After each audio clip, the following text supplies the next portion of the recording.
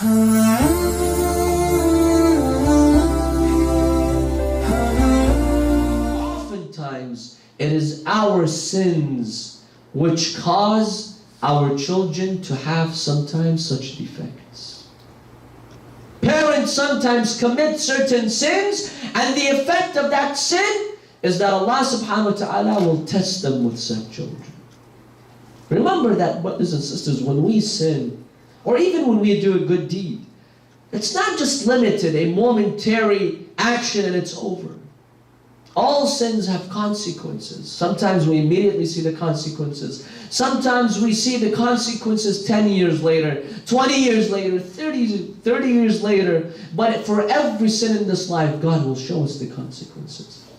Sometimes the consequences will arise and surface in our progeny, whether it's good deeds or bad deeds. If you do a good deed, Allah subhanahu wa ta'ala might bless your grandchildren, even your 7th grandchildren, the hadith says. God will bless them and give them a blessing because of your good deeds. Now the question is over here, if God is just, why would He hold our children responsible for something that we did, right? Isn't God just? Let's say as a father, as a mother, we committed mistakes. Why do our children have to suffer? Such as in the form of deformities, mental illnesses. Why is God holding them responsible for something that we did? How does that work with the justice of Allah subhanahu wa ta'ala? Many people ask this question.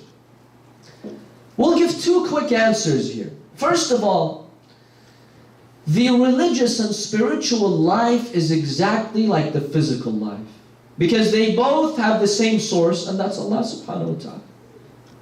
The one who created this universe, the one who created the physical laws, the natural laws, is the same one who created my spirit, my soul, is the same one who created the religion for me. It's the same system. Now I ask you this question.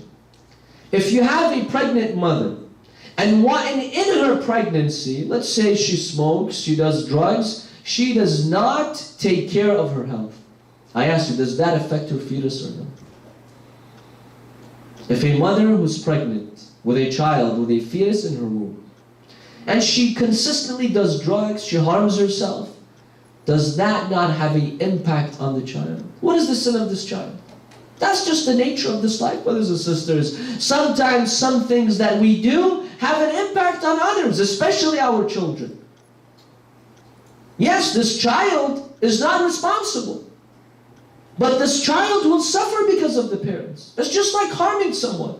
When you take a gun and you shoot someone and kill that person, you are the person who did damage to that other person. That's how life works. We can do damage to one another.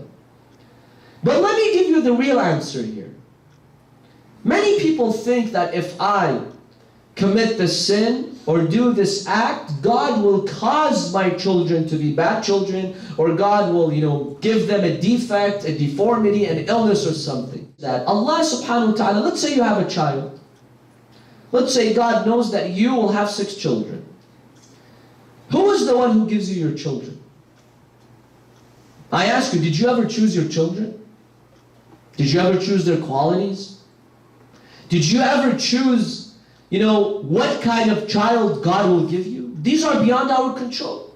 Yes, we create the conditions for Allah subhanahu wa ta'ala to give us children, but the one who gives us children is Allah subhanahu wa ta'ala. I asked you, which one of you here chose your parents? Did any one of you choose your parents? These are factors beyond our control. Allah subhanahu wa ta'ala decides them for us. Now when God wants to give you a child, Allah subhanahu wa ta'ala doesn't randomly just give you children like that. The type of children God will give you depends on your actions. Allah knows that this child is going to be a bad child. Allah knows from His infinite knowledge that this child, no matter where he's raised, in what family, he'll end up choosing the wrong path. And Allah is not forcing that child. God simply knows. This person is inclined to the evil path. Now why does God choose to give this child whom He knows will be bad anyways? Why did He choose to give this child to these parents as a punishment to these parents? Because these parents committed sins, for example?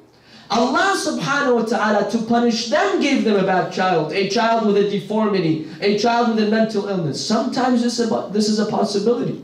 But like we said, oftentimes it's a mercy from Allah subhanahu wa ta'ala, but sometimes it's to discipline us. So it's not really that our actions are causing these children with these problems, but in reality, once we come forward with sins, we end up and we get stuck with bad children. Allah subhanahu wa ta'ala could have given you a good child or a bad child, because He decides what type of child to give you. And obviously, your upbringing has a huge impact on the child. This is not to deny. But at the end of the day, God decides what type of child to give you. Now, why does God choose that type of child? There are many factors. One of them is you. One of them is how you are with Allah subhanahu wa ta'ala. One of those factors is your good deeds or bad deeds. These all play a major role, not only in our lives, but in the lives of our children, grandchildren, till the day.